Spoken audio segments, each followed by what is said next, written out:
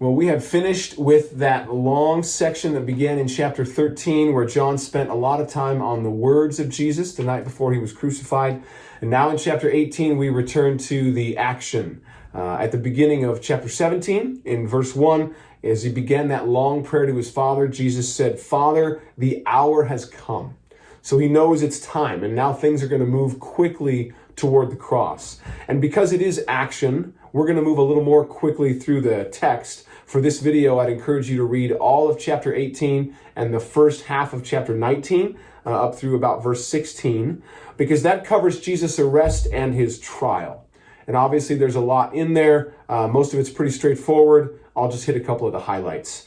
Jesus goes to a garden on the other side of the Kidron Valley, which we know from the other Gospels is the Garden of Gethsemane.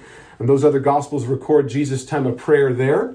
The famous moment when he asks the Father if there is another way, but ultimately submits to his Father's will.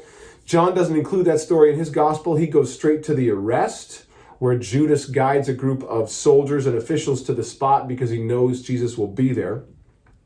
It's important to understand that these are Jewish soldiers and Jewish officials. It's the Jews who want to arrest Jesus, and they did have their own law enforcement, but with limited power under the authority of the Roman Empire.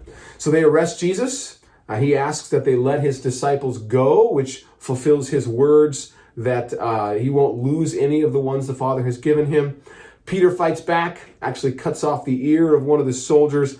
Jesus tells him to stand down and says, "Shall I not drink the cup the Father has given me?" Which shows not only that he is submitted to this plan, but that he sees this as coming from the Father and not from these Jewish officials. Some of the other Gospels actually record that Jesus healed the ear of the man who was injured. They take Jesus to the high priest. While he's being questioned there, you have the stories of Peter's denials, which Jesus predicted back in chapter 13 at the Last Supper. And while Jesus is there before the high priest, he basically points out that he doesn't have any secrets. He's taught publicly. Plenty of people have heard it. He has nothing to be ashamed of, and he hasn't done anything wrong.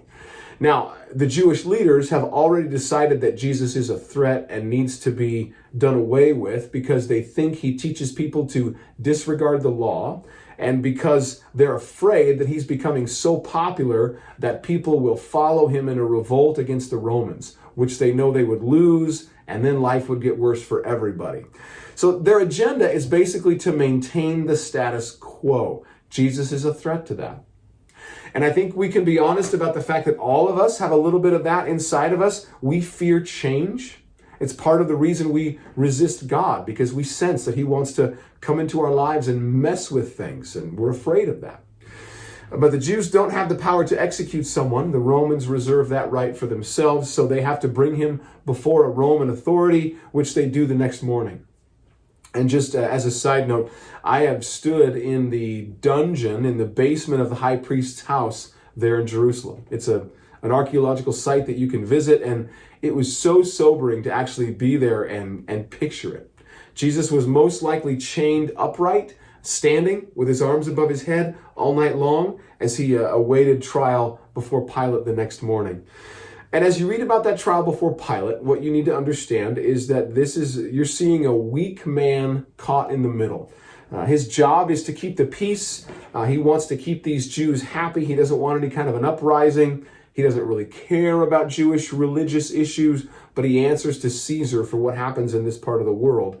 And it becomes clear to him that this man, Jesus, hasn't broken any laws. There's no good reason for their request to execute him, but they feel really strongly about it, and they're getting more and more upset. So he tries to kind of weasel his way out of it for a while, but they keep insisting, and eventually he gives in to keep the peace. And in the midst of all of that, there are just a few statements Jesus makes that I think are important to spend a moment on. First, when Pilate asks Jesus if he is the king of the Jews in verse 33, his concern is whether this is someone who's going to proclaim himself to be the Messiah and lead a revolt against Rome. But Jesus' answer is in verse 36, "My kingdom is not of this world. If it were, my servants would fight to prevent my arrest, but my kingdom is from another place." In other words, he says, yes, I am a king, but I'm no threat to Rome. I'm not setting myself up against Caesar because I'm not primarily concerned with this world's power struggles. And all along, we've seen Jesus trying to help the Jews understand that his concerns are spiritual, not earthly, not political. There was the moment in chapter 3 when he talked to Nicodemus about spiritual life and the need to be born again.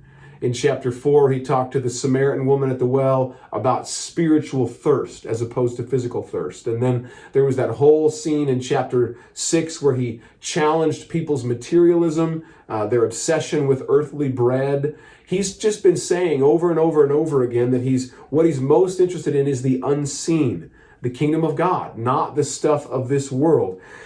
But I have to say, this is a lesson that many Christians today are just as slow to learn as the Jews of Jesus' day.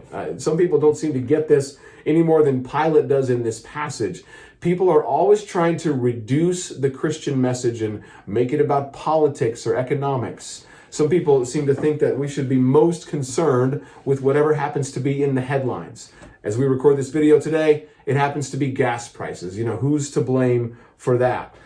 We don't seem to take Jesus all that seriously when he says that his kingdom is from another place. He doesn't have any real interest in ruling this world as it is.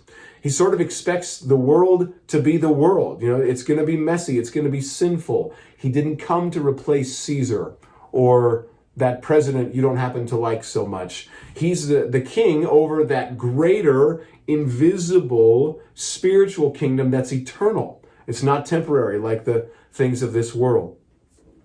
The next statement I would point out would be shortly after that in verse 37, when Jesus tells Pilate that he came into this world to testify to the truth and that everyone on the side of truth listens to him. And I don't have much to say about that, just to point it out and to say, as we've seen over and over again from the beginning of John, Jesus is divisive. He forces us to choose. He says that he's the truth, and those who reject him are rejecting the truth, and either we believe that or we don't. And then the last one would be verse 11 of chapter 19. Pilate threatens Jesus in verse 10 by saying he has the power to free him or crucify him. And in his response, Jesus kind of dismisses Pilate. He kind of says, no, actually, you're a minor character in this whole thing. He diminishes Pilate's role, and at the same time, kind of partially lets him off the hook for what's about to happen. He says, you would have no power over me if it were not for given to you from above. Therefore, the one who handed me over to you is guilty of a greater sin.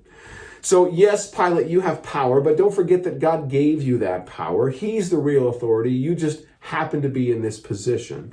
And you're not the one pushing for my death. That's the Jewish religious leaders. So the real people responsible for what's about to happen are those who hate me, but even more so, the God who is overseeing all of this and allowing it to happen for his own good purposes. And that's good for us to keep in mind as we move into the next section, the actual crucifixion and death of Jesus. Jesus has made a couple of comments now to indicate that really it's God who's bringing all of this to pass. This is the cup the Father has for him to drink, and he's not going to refuse it. And we'll look at his crucifixion and death in the next video.